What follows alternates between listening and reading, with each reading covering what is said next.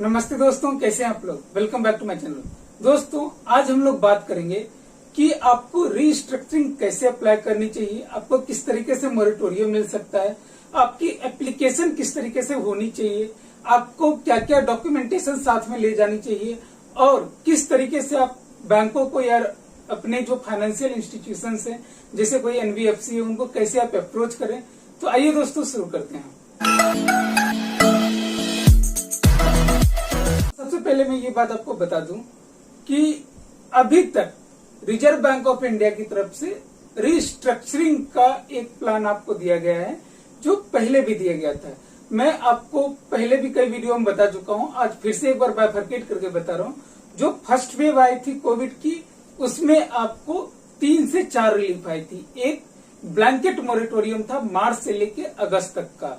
दूसरा, आपका NPA declare नहीं हो रहा था जब तक सुप्रीम कोर्ट का डिसीजन नहीं आया। तो अगस्त के बाद भी जिन्होंने पैसे नहीं जमा किए थे सितंबर तक उनके अकाउंट एनपीए नहीं हुए थे। उसके बाद आपको गवर्नमेंट ने दी थी एक इमरजेंसी क्रेडिट लाइन की स्कीम, जो एमएसएमई बोरोवर होंगे या जिन्होंने सीसीओडी फैसिलिटी ले रखी होगी बैंक से, वो मेरी बात समझ पाएंगे कि उनको 20% जो है लोन इंक्रीज करके मिला था कि इस आप जो मोरेटोरियम पीरियड है या फिर आप कहिए कि जो इकोनॉमिक क्राइसिस से गुजर रही है उसमें आप थोड़ा सा अपना खड़े होने के लिए आपको 20% अमाउंट, जो 29 फरवरी की आउटस्टैंडिंग थी उस पे 20% का अमाउंट आपको मिलना था। उसके बाद रिजर्व बैंक ऑफ इंडिया ने आपको दिया था रीस्ट्रक्चरिंग के प्लान। रीस्ट्रक्चरिंग के प्लान जो मान लीजिए कि आपके 6 महीने के बाद भी, जो अगस्त तक आपके चला था मोरेटोरियम, उसके बाद भी अगर आप पैसे नहीं दे पाते हैं तो आप रीस्ट्रक्चरिंग अप्लाई कीजिए और रीस्ट्रक्चरिंग में आपको मैक्सिमम 2 इयर्स तक का मोरेटोरियम मिल सकता है। मतलब नहीं कि मिलेगा ही, मिल सकता है। तो इसकी अप्लाई करने की ड्यू डेट कब तक थी? 31 दिसंबर 2020 तक अप्लाई करने की ड्यू डेट थी। और जो एमएसएमई बोरोवर थे उनके लिए ये स्कीम इम्प्लीमेंट करने की ड्यू डेट थी 31 मार्च 2021। मतलब आप अप्लाई कर दीजिए 31 दिसंबर 2020 तक, बट उसके बाद बहुत सारी प्रोसीजर होती है, बैंक की अपनी इंटरनल प्रोसीजर होती है, वो प्रोसीजर पूरी होने में कुछ टाइम लगती है। तो वो टाइम आपको 3 महीने का एक्स्ट्रा दिया गया था एमएसएमई के केस में। रिटेल के केस में जो रीस्ट्रक्चरिंग का विंडो था वो क्लोज हो जाती थी आपको 31 दिसंबर 2020 को। तो उसके बाद अप्रैल या मार्च 2021 से सेकेंड वेव आई। अब ये सेकेंड वेव आपको जून महीने तक चली है। तो इसमें 1-1.5 महीने का लॉकडाउन कहीं ना कहीं मोस्ट ऑफ द इंडिया में ये रहा है, कुछ जगहों पे थोड़ा सा कम, कुछ जगहों पे थोड़ा सा ज्यादा। तो इस बार रिजर्व बैंक ऑफ इंडिया ने आपको क्या दिया है? तो पहले बार में जो ये 4-5 स्कीम दे रखी थी उसमें जो रीस्ट्रक्चरिंग वाली जो प्लान थी उसी का एप्लीकेशन करने का ड्यू डेट एक्सटेंड कर दिया, बस इतना सा ही। तो अब वो ड्यू डेट कब तक है? 30 सितंबर 2021 तक। और इम्प्लीमेंट करने के लिए एमएसएमई को 90 दिन का एक्स्ट्रा दिया है, मतलब 31 दिसंबर 2021 तक। अब आप बोलेंगे कि ये तो कोई रिलीफ ही नहीं हुई, पहले तो मुझे ब्लैंकेट मोरेटोरियम मिला था। तो ब्लैंकेट मोरेटोरियम आपको नहीं मिली। अब पूछेंगे कि जो प्ली फाइल की गई थी, जो अपील फाइल की गई थी सुप्रीम कोर्ट में कि ब्लैंकेट मोरेटोरियम दिया जाए, वो भी रिजेक्ट हो गई है। वो भी आपको न्यूज में मिल गया होगा कि सुप्रीम कोर्ट ने जो मोरेटोरियम एक्सटेंड करने की जो अपील थी उसको रिजेक्ट कर दी है। तो ले देखिए आपके पास क्या ऑप्शन बचा। तो बस एक ही ऑप्शन बचा कि आप अपना रीस्ट्रक्चरिंग करवा लीजिए। अब सब लोग पूछते हैं कि मुझे मोरेटोरियम मिलेगा, मुझे मोरेटोरियम मिलेगा। देखिए, मोरेटोरियम रीस्ट्रक्चरिंग का एक पार्ट है। रीस्ट्रक्चरिंग में कई सारी चीजें हो सकती है। जैसे मान लीजिए अगर मेरी 50 लाख की लोन है, मैं इसकी ईएमआई नहीं दे पा रहा हूं, या 50 लाख की लिमिट है जिसका मैं इंटरेस्ट भी नहीं भर पा रहा हूं, तो रीस्ट्रक्चरिंग में क्या क्या हो सकता है? 50 लाख की जो मेरी लिमिट थी उसमें से 20 लाख रुपए, मान लीजिए मैं हाइपोथेटिकल सिचुएशन बता रहा हूँ, 20 लाख रुपए बोलूंगा कि इसको लोन में कन्वर्ट कर दो, बाकी 30 लाख आप रनिंग अकाउंट की तरह चलाते रहो। एक चीज। दूसरा चीज ये हुआ, जो इंटरेस्ट पोर्शन है, इंटरेस्ट को हम एक नया लोन में बदल दिए और हमारा नया पुराना लोन वैसे ही चलता रहा, 30 लाख का 30 लाख। उसके बाद हमने बोला कि ठीक है, हम इसमें थोड़ा सा इंक्रीज करके 30 लाख को हम 35 लाख की लिमिट कर देंगे। उसी में एक और पार्ट आते हैं कि ठीक है, अब आपसे हम 6 महीने तक इंटरेस्ट की डिमांड नहीं करेंगे, आप ठीक है 6 महीने तक ईएमआई की डिमांड नहीं करेंगे, तो ये क्या हो गई, मोरेटोरियम। तो रीस्ट्रक्चरिंग का एक पार्ट है मोरेटोरियम। तो अगर आपको रीस्ट्रक्चरिंग अलाउ हो रही है, तो अगर बैंक को ऐसा लगेगा कि आपको मोरेटोरियम मिलनी चाहिए तो आपको वो मोरेटोरियम देंगे, नहीं तो नहीं देंगे। इस बार की जो रीस्ट्रक्चरिंग स्कीम आई है, अब इसको थोड़ा सा मैं आपको बता दूं कि इसमें जिनका लोन रिस्ट्रक्चर हो चुका है उनको रिस्ट्रक्चरिंग फिर से नहीं मिलेगी, लेकिन मोरेटोरियम मिल सकता है अगर पहले 2 साल का नहीं ले रखा है तो। अब इसको एक एग्जांपल से हम समझते हैं। मान लीजिए मैंने पहले कोई रिस्ट्रक्चरिंग नहीं ली, 6 महीने वाला मोरेटोरियम लिया था जो गवर्नमेंट ने दिया, तो वो गवर्नमेंट ने सबको दिया था, उससे कोई मतलब नहीं है। जो रिस्ट्रक्चरिंग की प्लान थी आरबीआई की, उसके हिसाब से मैंने रिस्ट्रक्चरिंग नहीं ली थी, तो क्या इस बार मैं रिस्ट्रक्चरिंग ले सकता हूँ? हाँ बिल्कुल ले सकता हूँ। उसमें मुझे मोरेटोरियम मिल सकती है? हाँ बिल्कुल मिल सकती है। कितने साल की मिल सकती है? अप टू 2 ईयर्स मिल सकती है। तो क्या अप टू 2 ईयर्स मिलेगी ही? नहीं, ये बैंक डिसाइड करेगी। आपको अगर बैंक को सेटिस्फाई कर पाए कि आपको 6 महीने की मोरेटोरियम मिलनी चाहिए, 1 साल की मोरेटोरियम मिलनी चाहिए, तो वो बैंक आपको डिसाइड करके देगी। अब मान लीजिए मैंने पहले बार में उसमें रिस्ट्रक्चरिंग ले रखी है, तो क्या अब आपको रिस्ट्रक्चरिंग मिलेगी? नहीं, रिस्ट्रक्चरिंग नहीं मिलेगी। क्या मुझे मोरेटोरियम मिलेगा? हाँ मिल सकता है। अगर आपका पिछले बार मान लीजिए 3 महीने की मोरेटोरियम मिली थी, तो इस बार आपको जो 2 साल में से 3 महीने कम कर दीजिए, तो मतलब हो गए आपको 21 महीने का मोरेटोरियम मिल सकता है। ये जरूरी नहीं कि मिलेगा ही मिलेगा, मिल सकता है। अब हो सकता है कि आपको 6 महीने मिले, 8 महीने मिले, वो डिपेंड करेगा।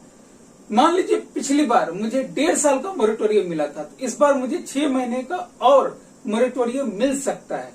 पिछले बार 2 साल की मोरेटोरियम मिल गई थी, इस बार आपको रिस्ट्रक्चरिंग तो मिलेगी ही नहीं और मोरेटोरियम भी नहीं मिलेगी। बस इतना सा कॉन्सेप्ट है। अब इसमें पूछेंगे एलिजिबल कौन थे? जो पहले एलिजिबल थे पर्सनल लोन सेगमेंट के सारे लोन, मतलब housing loan, car loan, mortgage loan, education loan, personal loan, कोई कंज्यूमर ड्यूरेबल्स का लोन है वो, ये सारी चीजें, क्रेडिट कार्ड, ये सारी चीजें हो गई पर्सनल लोन सेगमेंट के लोन। तो ये सारे आपके रिस्ट्रक्चरिंग में एलिजिबल हैं इस बार भी। और जो एमएसएमई अप टू 25 करोड़, एक सिंपल शब्द में मैं बता रहा हूँ, तो ये सारे लोन एलिजिबल हैं। आपको अगर ईएमआई नहीं पे कर पा रहे हैं तो जाइए रिस्ट्रक्चरिंग के लिए अप्लाई कीजिए। अब बहुत सारे आपको लोग ऐसा बोलेंगे ये कर दो तो आपको बैंक पक्का रिस्ट्रक्चरिंग दे देंगी, वो कर दो बैंक आपके चरणों पे गिर कर रिस्ट्रक्चरिंग दे देगी, तो ऐसा कुछ भी नहीं होगा। सिंपल सा कॉन्सेप्ट है, आपको बैंक के पास जाना होगा, रिस्ट्रक्चरिंग के लिए अप्लाई करनी होगी। रिस्ट्रक्चरिंग के एप्लीकेशन में आप लिखेंगे कि आपका कितना लोन है, लोन की पूरी डिटेल लिखेंगे कि लोन कितना है, इंटरेस्ट रेट कितना था, कितने टेनर के लिए लिया था, सीसी लिया है तो किसके अगेंस्ट में सीसी लिया था, ये सारी बात एक पैरा में हो जाएगी। दूसरे पैरा में लिखेंगे कि आपको क्या डिफिकल्टी आ रही है, आपका बिजनेस कैसे शट डाउन हो गया है, या फिर अब आप मान लो आप मेडिकल इक्विपमेंट आप बेचते हो या मेडिकल की दुकान है और आप बोलोगे कि मेरा लॉकडाउन में धंधा चौपट हो गया, तो बैंक थोड़े मान लेगी। तो आपको लिखना पड़ेगा जेन्युइन रीजन, किस वजह से आपका बिजनेस डिस्टर्ब हुआ। अब आप बोलोगे कि मैं मेडिकल प्रोफेशनल था, मैं मेडिकल का दुकान था, लेकिन मेरे पूरे परिवार को कोरोना हो गया था और 1 महीने में बीमार रहा। जायज बात है, मानने वाली बात है। तो कोरोना की प्रूफ लेके जाओ जिसमें रिपोर्ट पॉजिटिव और नेगेटिव कब कब आई है। तो जब तक आप रीजन जस्टिफाइड नहीं देंगे, बैंक आपको रिस्ट्रक्चरिंग नहीं देगी। ये हो गई आपकी रीजन, किस वजह से आपका बिजनेस डिस्टर्ब हुआ, आपकी इनकम डिस्टर्ब हुई। अगर आप सैलरी पर्सन है तो आप ये लिखिए कि आपको मतलब जॉब से निकाल दिया गया या फिर आपको सैलरी नहीं आ रही, तो किस वजह से आपकी इनकम डिस्टर्ब हुई है। उसके बाद आगे आप कैसे करेंगे कि अब बिजनेस आप कैसे, आपका लॉकडाउन के बाद बिजनेस आपका फिर से चालू हो गया, या आप नया बिजनेस करना चाहते हैं, या आपने जॉब ज्वाइन करी थी, अब फिर से आपको मालिक जो बोला है, आपकी जो कंपनी बोली है कि अब से आपको सैलरी देनी शुरू कर देगी, या फिर आपने कहीं दूसरी जगह जॉब ज्वाइन किया। ये तो तीसरा हो गया रिजोल्यूशन, कि आप ये बोल रहे हैं कि अब मेरा इनकम कैसे शुरू होगा। उसके बाद चौथा पैरा होगा आपका कि ठीक है ये तो हो गई, अब कितने टाइम में ये शुरू हो जाएगी। से मान लीजिए अभी आपका बिजनेस स्टार्ट हुआ लॉकडाउन के बाद, तो 2-3 महीने के बाद आपकी इनकम शुरू हो जाएगी, ठीक है। और 5वां होगा आपका पेमेंट प्लान, कि अब आप किस तरीके से पेमेंट करना चाहते हैं। से मान लीजिए कि मुझे 6 महीने अभी छोड़ दीजिए, 6 महीने हमसे कुछ मत लीजिए, उसके बाद जो है हम आपका पेमेंट करना शुरू कर देंगे। इस तरीके से पूरी एप्लीकेशन बनाएंगे, चाहे आप जिस भी फॉर्मेट में बनाए, जिस भी लैंग्वेज में बनाए, कोई जरूर नहीं। अगर आप उर्दू में भी लिखेंगे तो बैंक आप एक्सेप्ट करेगी, ऐसा नहीं है। आप मराठी में भी लिखेंगे तो भी एक्सेप्ट करेगी, बंगाली में भी लिखेंगे तो भी एक्सेप्ट करेगी। आप हिंदी, इंग्लिश, जिसमें आपको आपका लोकल लैंग्वेज है उसमें आप लिख के दीजिए। उसके साथ सपोर्टिंग पेपर लगाइए, लोन के डॉक्यूमेंट लगाइए, पैन कार्ड, आधार कार्ड लगाइए। अगर आप बोले कि मेरी इनकम इतनी हो जाएगी तो उसकी प्रूफ लगाइए। अगर आपका बिजनेस चालू हो गया तो फोटो लगाइए कि देखिए अब शुरू हो चुकी है। बिल लगाइए कि देखिए अब बिल कटने शुरू हो गए। तो ये सारी चीजें प्रूफ देगी आपको। जो आप लिख रहे हैं वो हवा में नहीं लिख रहे हैं, उसके अगेंस्ट में कुछ प्रूफ है आपका। ये सारी चीजें लेके आप बैंक के पास जाइएगा, अप्लाई कीजिएगा, तभी आपको रिस्ट्रक्चरिंग मिलेगी। अब एक चीज आती है, क्या हम ऑनलाइन कर सकते हैं? अब कुछ बैंक ऑनलाइन फैसिलिटी देती है तो वहां पे आप जाके कर सकते हैं। कुछ बैंक बोलते हैं कि ईमेल पे भेज दो, तो ईमेल पे जाके कर सकते हैं। और मैं पर्सनली सजेस्ट करता हूं कि आप मैनुअली जाके मिलिए, क्योंकि पर्सन टू पर्सन जो एक वाइब आती है ना, वो बैंक के जो क्रेडिट ऑफिसर हैं, जो लोन ऑफिसर हैं, उनको आनी चाहिए। वो वाइब, आपकी फीलिंग उन तक पहुंचनी चाहिए।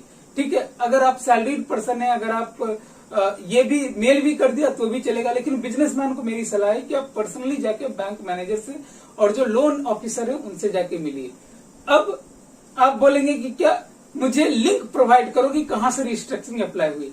तो भाई साहब, आप यूट्यूब पे ये वीडियो देख रहे हो, इसका मतलब इतनी तो टेक्नोलॉजी है आपके पास कि आप गूगल कर सकते हो। बैंक का नाम लिख दीजिए, रिस्ट्रक्चरिंग लिख दीजिए, गूगल पे सर्च कीजिए। जैसे मुझे HDFC restructuring 2.0 application link search कीजिएगा। अगर कोई एप्लीकेशन लिंक होगा तो वो आ जाएगी, नहीं होगी तो नहीं मिलेगी। इससे रिलेटेड जो क्वेरी होगी उसकी वेबसाइट पे आपको मिल जाएगी। आपको कस्टमर का केयर का ईमेल आईडी चाहिए, वो भी आपको वहीं से मिल जाएगी। अब मैं आपको रेडी चीज प्रोवाइड करके दूं कि नहीं मुथूट फाइनेंस का ये है, IDFC का ये है, HDFC का ये है, दे सकता हूं। जितना हो सकेगा मैं अपने टेलीग्राम चैनल पे डालूंगा, जिसका लिंक डिस्क्रिप्शन में है। आप वहां से जाके RBI की सर्कुलर भी ले सकते हैं, जिसमें रिस्ट्रक्चरिंग की सर्कुलर है। क्योंकि ये बहुत बार प्रॉब्लम आ रही है कि बहुत सारे बैंक बोले मेरे पास तो सर्कुलर ही नहीं है, ऐसा तो कोई सर्कुलर ही नहीं है। तो उनको आप RBI की सर्कुलर दिखा सकते हैं, वो मेरे आपको टेलीग्राम चैनल पे मिल जाएगी। प्लस आपको जहां तक हो सकेगा मैं लिंक प्रोवाइड करने की कोशिश करूंगा। कोई मेल आईडी होगी तो वो भी मेल आईडी प्रोवाइड करने की कोशिश करूंगा, और कोई फॉर्मेट भी होगा तो मैं फॉर्मेट भी प्रोवाइड करने की कोशिश करूंगा।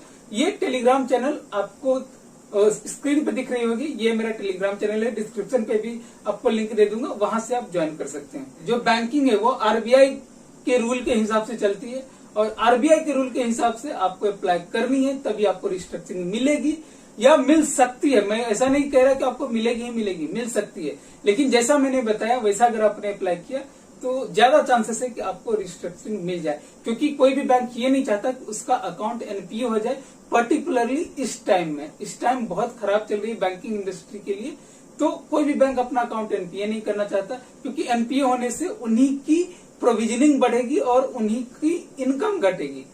इसलिए दोस्तों, आप बैंक के पास जाइए, अप्लाई कीजिए और रिस्ट्रक्चरिंग लीजिए। और अगर आपको रिस्ट्रक्चरिंग मिलती है तो कमेंट करके जरूर बताइए कि आपको रिस्ट्रक्चरिंग मिली या नहीं। तो मिलते हैं दोस्तों फिर से आपसे एक नई वीडियो के साथ। तब तक के लिए मेरी तीसरा signing off. Thank you so much.